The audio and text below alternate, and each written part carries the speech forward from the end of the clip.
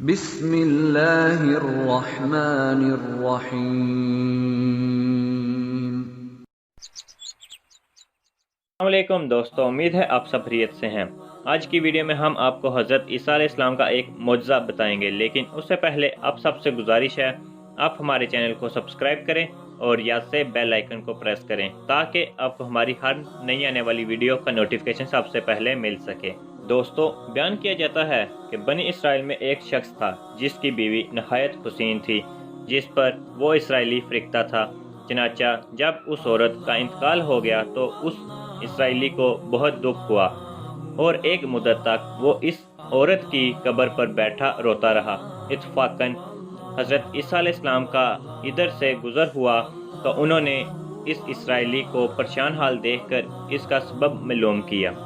جب اسرائیلی نے اپنا واقعہ بیان کیا تو حضرت عیسیٰ علیہ السلام نے دریافت فرمایا، کیا تو چاہتا ہے کہ میں اس کو تیرے لیے زندہ کروں؟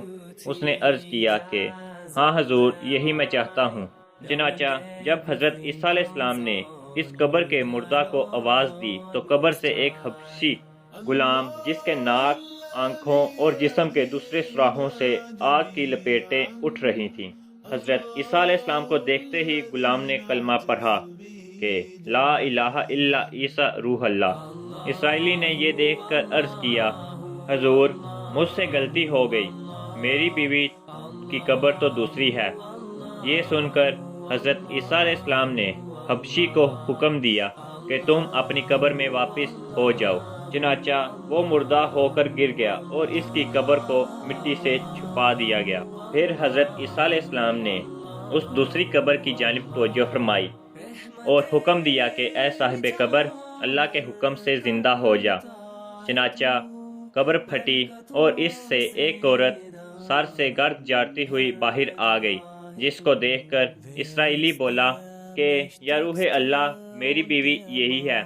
اور حضرت عیسیٰ علیہ السلام کے حکم سے وہ اسرائیلی اپنی بیوی کو ہمراہ لے کر واپس ہونے لگا، مگر عرصہ سے جاگا ہوا تھا، اس لیے اس پر نیند کا غلبہ ہو گیا، اور اس نے بیوی سے کہا کہ تیری قبر پر بیداری نے مجھے ہلاک کر دیا ہے، اس لیے میں چاہتا ہوں کہ کچھ دیر آرام کر لوں۔ بیوی کہنے لگی کہ ہاں، آپ آرام کر لیجئے۔ چنانچہ وہ اسرائیلی بیوی کے زانوں پر سر رکھ کر سو گیا۔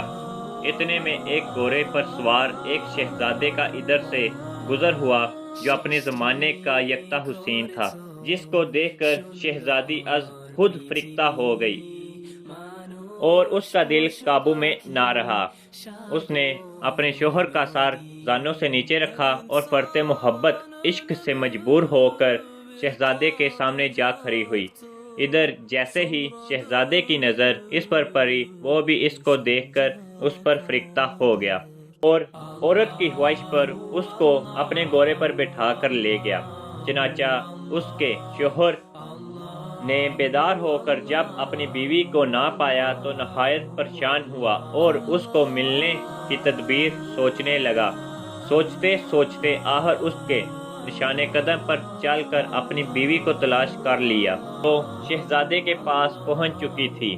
اس کو دیکھ کر اسرائیلی نے شہزادے سے عرض کیا کہ یہ میری بیوی ہے، آپ اس کو چھوڑ دیجئے۔ ابھی شہزادہ کچھ کہنے بھی نہ پایا تھا کہ اس عورت نے کہا، میں تیری بیوی نہیں ہوں، بلکہ شہزادے کی لونڈی ہوں۔ یہ سن کر شہزادہ اسرائیلی سے کہنے لگا، کیا مجھ سے میری لونڈی کو لینا چاہتا ہے؟ اس نے کہا، خدا کی قسم، یہ میری بیوی ہے جس کو میرے سردار حضرت عیسیٰ علیہ السلام نے مرنے کے بعد میرے لیے زندہ کیا ہے۔ ابھی یہ گفتگو ہو رہی تھی کہ اتفاقاً حضرت عیسیٰ علیہ السلام بھی وہاں تشریف لے آئے، جن کو دیکھ کر اسرائیلی کہنے لگا، یا روح اللہ، کیا یہ میری وہ بیوی نہیں ہے جس کو آپ نے میرے لیے زندہ کیا ہے؟ حضرت عیسیٰ علیہ السلام نے فرمایا کہ ہاں، یہ وہی ہے۔ یہ سن کر عورت کہنے لگی کہ یا روح اللہ، یہ شخص جھوٹا ہے، میں تو اس شہزادے کی لونڈی ہوں۔ حضرت عیسیٰ علیہ السلام نے فرمایا، کیا تو وہ عورت نہیں جس کو میں نے اللہ تعالیٰ کے حکم سے زندہ کیا ہے؟ عورت نے کہا، یا روح اللہ، با خدا، میں وہ نہیں ہوں۔ اس کے بعد حضرت عیسیٰ علیہ السلام نے فرمایا جو جان خدا کے حکم سے میں نے تجھے دی ہے اس کو واپس کر دے۔ یہ سنتے ہی وہ عورت پھر مردہ ہو کر گر پڑی اور حضرت عیسیٰ علیہ السلام فرمانے لگے کہ جو شخص ایسے آدمی کو دیکھنا چاہے جو کافر مرا تھا اور زندہ ہو کر ایمان لایا تو وہ اس حبشی غلام کو دیکھ لے جو پھر ایمان کی حالت میں مرا ہے، اور جو کوئی ایسے شخص کو دیکھنا چاہے جو مومن مرا تھا پھر اللہ نے اس کو زندہ کیا اور وہ کافر ہو کر حالت کافر میں مر گیا تو وہ اس عورت کو دیکھ لے۔ اس واقعے کو دیکھ کر اسرائیلی نے قسم کھائی اب کبھی نکاح نہ کروں گا، اور میدانوں کی طرف نکل گیا جہاں اللہ تعالیٰ کی عبادت میں مصروف رہ کر اسے موت آ گئی۔ اللہ تعالیٰ اس پر رحم فرمائے۔ دوستو، نبی اور رسول کے اقرار و انکار کا نتیجہ اس حقائق سے ظاہر ہوتا ہے اور سبق ملتا ہے کہ کامیابی اپنے نبی صلی اللہ علیہ وآلہ وسلم کی اطاعت و محبت سے ہی مل سکتی ہے۔